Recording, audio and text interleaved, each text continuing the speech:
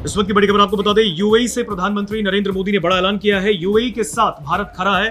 आपको बता दें, प्रधानमंत्री नरेंद्र मोदी ने बयान दिया यूएई को लेकर। उन्होंने कहा कि भारत यूएई के साथ खड़ा है, हॉर्मूज खुले, ये हमारी भी प्राथमिकता है, ऐसा प्रधानमंत्री का कहना है। आपको बता दें, यूएई पर हमले की भी प्रधानमंत्री नरेंद्र मोदी ने निंदा की है। आपको बता दें, प्रधानमंत्री इस वक्त 5 देशों के दौरे पर है और इसके लिए जो उनका पहला दौरा है वो यूएई का। यूएई में प्रधानमंत्री नरेंद्र मोदी ने बड़ा बयान दिया, हॉर्मूज पर भी बड़ी बात कही है।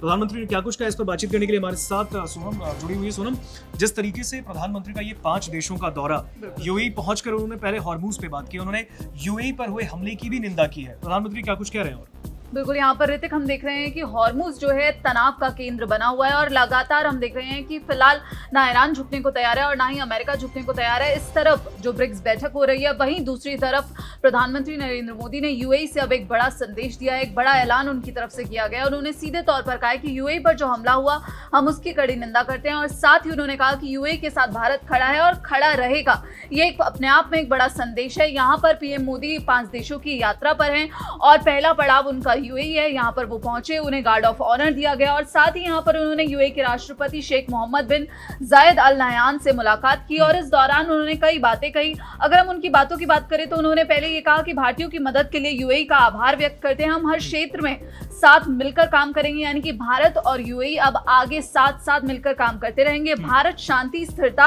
और सहयोग के लिए तैयार है। यहाँ पर स्ट्रेट ऑफ हॉर्मूज को लेकर एक बड़ा जिक्र प्रधानमंत्री नरेंद्र मोदी की तरफ से किया गया, क्योंकि ये बहुत इंपॉर्टेंट हो जाता है सोनम, ऐसे वक्त में जब प्रधानमंत्री ने स्ट्रेट ऑफ हॉर्मूज पर, वो हॉर्मूज जो कि लगातार आपने देखा पिछले 2-2.5 महीने से जिस तरीके से वहां पर एक अस्थिरता है, उस पर जाकर प्रधानमंत्री ने यूएई में पहला बयान, मुझे लगता है कि ईरान और अमेरिका को भी एक संदेश देने की कोशिश की। बिल्कुल, और लगातार हमने देखा ऋतिक, जो भारतीय जहाज पर अभी हमला हुआ था उसकी भी भारत ने जो है कड़ी निंदा की थी, भारत ने विरोध दर्ज करवाया था, एमईए की तरफ से बयान आया था। लेकिन अब यहाँ पर यूएई में जाकर पीएम मोदी की तरफ से एक बड़ा संदेश, एक बड़ा बयान, एक बड़ा ऐलान किया गया है और उन्होंने कहा है कि भारत यूएई पर हुए हमलों की निंदा करता है, भारत यूएई के साथ खड़ा है और खड़ा रहेगा। पीएम मोदी ने अब यूएई को हर मुमकिन मदद का भरोसा दिलाया है। उन्होंने कहा कि यूएई ने संयम का परिचय दिया है और साथ ही पीएम मोदी ने कहा कि पश्चिम एशिया संकट का पूरी दुनिया पर जो है असर हो रहा है और भारत जल्द से जल्द शांति चाहता है। एक बड़ा संदेश, शांति का संदेश हमेशा से ही भारत देता है। भारत हमेशा से शांति का पक्षधर रहा है, भारत ने हमेशा शांति की बात की है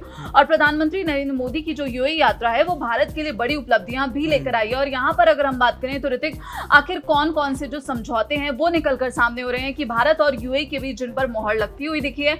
भारत यूएई के बीच दरअसल सामरिक रक्षा साझेदारी समझौता हुआ है, जिसने दोनों देशों के जो सैन्य संबंध है उनको और मजबूत करने के लिए जो एक रोड मैप है, रणनीतिक यहाँ पर कहा जा रहा है कि उसके लिए एक अहम सहमति बनी है। पेट्रोलियम रिजर्व को लेकर, एलपीजी की सप्लाई को लेकर, गुजरात के वाडीनगर में शिप रिपेयर क्लस्टर स्थापित करने के लिए एक एमओयू पर भी कहा जा रहा है कि हस्ताक्षर किए गए हैं। इसके अलावा भारतीय इंफ्रास्ट्रक्चर क्षेत्र के साथ साथ जो आरबीएल बैंक है और सम्मान कैपिटल में कुल 5 अरब अमेरिकी डॉलर के निवेश की घोषणा की गई है।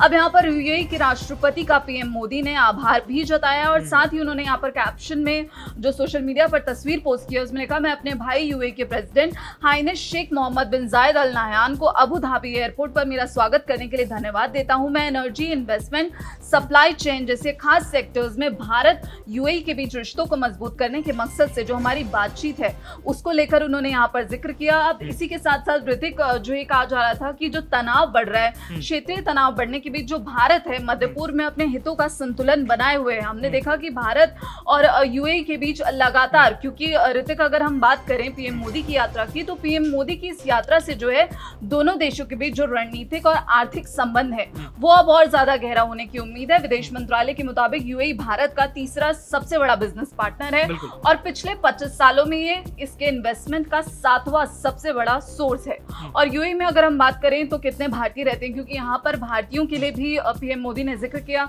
यूएई में मौजूदा समय में 4.5 मिलियन से ज्यादा भारतीय समुदाय के लोग रहते हैं। ऐसे में पीएम मोदी जो है अपनी यात्रा में उनके कल्याण पर भी चर्चा करते हुए नजर आए। और यहाँ पर ऋतिक जो है हम देख रहे हैं कि हॉर्मूज को लेकर जो तनाव बना हुआ है फिलहाल, उस वजह से पूरी दुनिया पर जो तेल और गैस का संकट मंडरा रहा है और इससे भारत भी अछूता नहीं है। और यहाँ पर पीएम मोदी के एजेंडे में ये मुख्य जो हिस्सा है, जो ऊर्जा सहयोग पॉइंट है, वो यहाँ पर देखने को मिल रहा है। साल 2014 से अब तक अगर हम पीएम मोदी के यूएई दौरे की बात करें तो वो 7 बार उन्होंने यूएई का दौरा किया, जबकि शेख मोहम्मद 5 बार भारत आ चुके हैं। उनकी पिछली भारत यात्रा जनवरी 2026 में हुई थी, जिसमें उनके साथ जो यूएई के अगली पीढ़ी के नेता हैं वो भी मौजूद थे, और जो दोनों देशों के बीच पीढ़ी दर पीढ़ी मजबूत होते रिश्तों को यहाँ पर दर्शाता है। तो लगातार यहाँ पर लंबे समय के लिए जो सप्लाई अग्रीमेंट ने भारत की ऊर्जा सुरक्षा को और मजबूत किया, और यूएई जो है भारत के सबसे भरोसेमंद ऊर्जा साझेदारों में से एक लगातार बना हुआ है मध्य पूर्व संकट के बीच में। बिल्कुल, देखिए भारत और यूएई की अगर हम बात करें तो दोनों एक बहुत अच्छा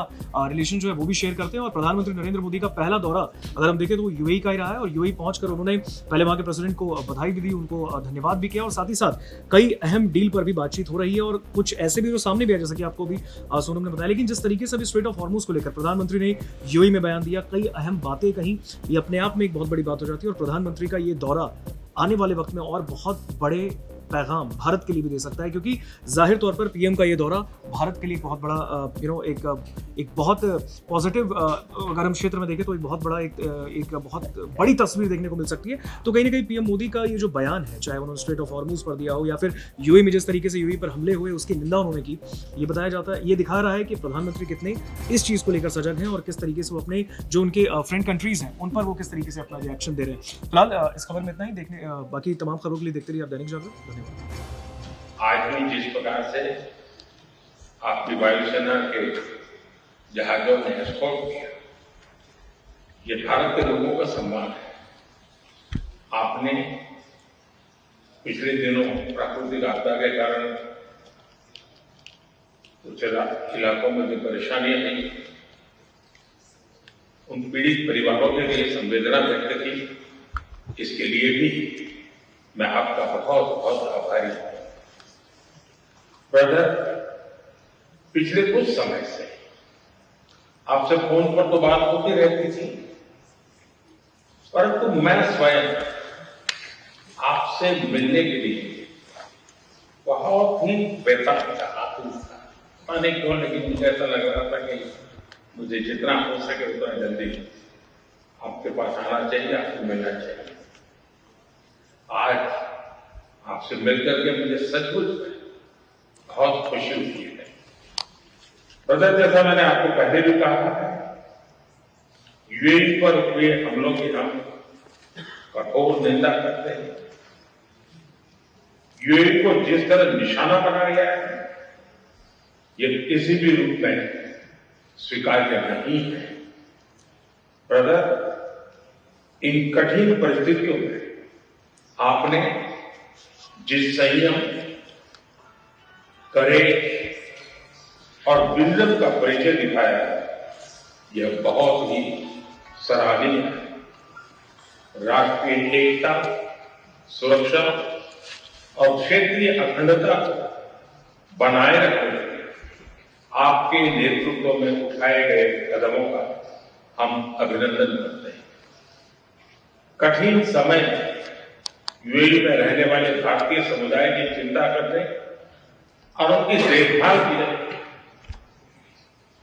जिस प्रकार से आपने उनको अपने परिवार के सदस्यों पर संभाला है, मैं यूएई सरकार का, आपका, रॉयल फैमिली का हृदय से बहुत बहुत आभार व्यक्त करता हूं।